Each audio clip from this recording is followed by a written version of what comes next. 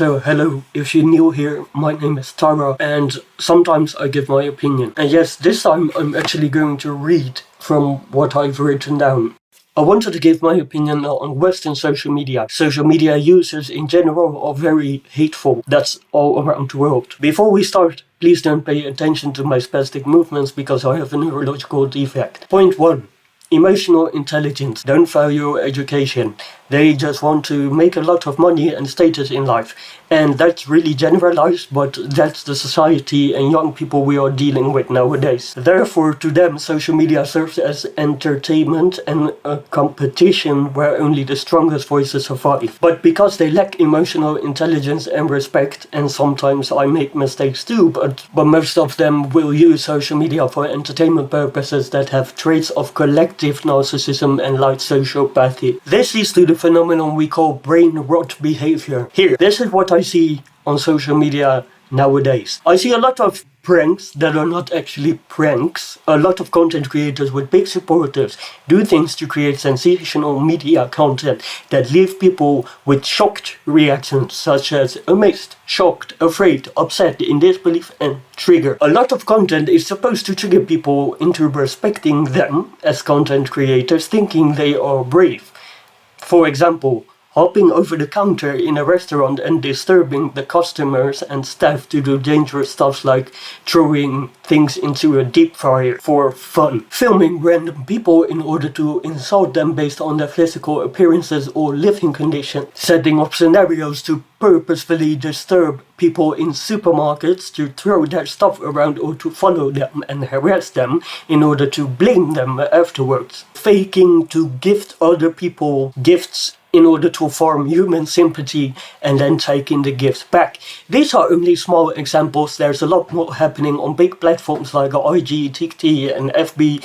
Stream sniping is a phenomenon where people go to a live streaming person and bother them in real life. My next point is the very unfunny comments and popular phrases that are popular online, usually because they are very stupid and annoying repetitive messages that have been popularized by influencers or fans of influencers. Many of these excessively commented examples are prejudice slurs, making fun of physical appearances, for example out of proportion limbs, stereotypes of races, violence and harm. Now, personally, this has not happened to me, and I can take a lot of jokes about behaviors and physical appearance because I myself also joke about myself a lot of the time.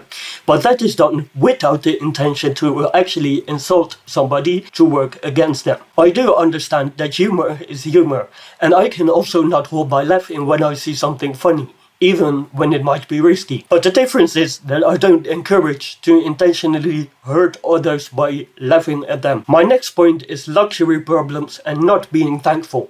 We have a lot of people in the West with a very fragile ego and a smaller amount of life experiences than the size of my bank account. On a lot of social media environments, there are a lot of spoiled influencers because they feel other people as inferior and get upset about the smallest things in life. These people need therapy, but yet they demand gifts from strangers on live streams without actually giving value back.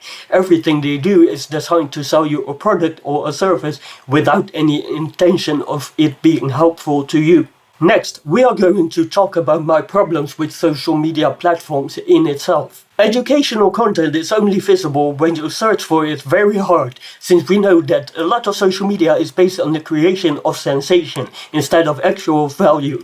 There is not a lot of popular content that is actually useful to be found other than some life hacks, cleaning hacks, but not actually people who care about others' people's well-being of emotional intelligence.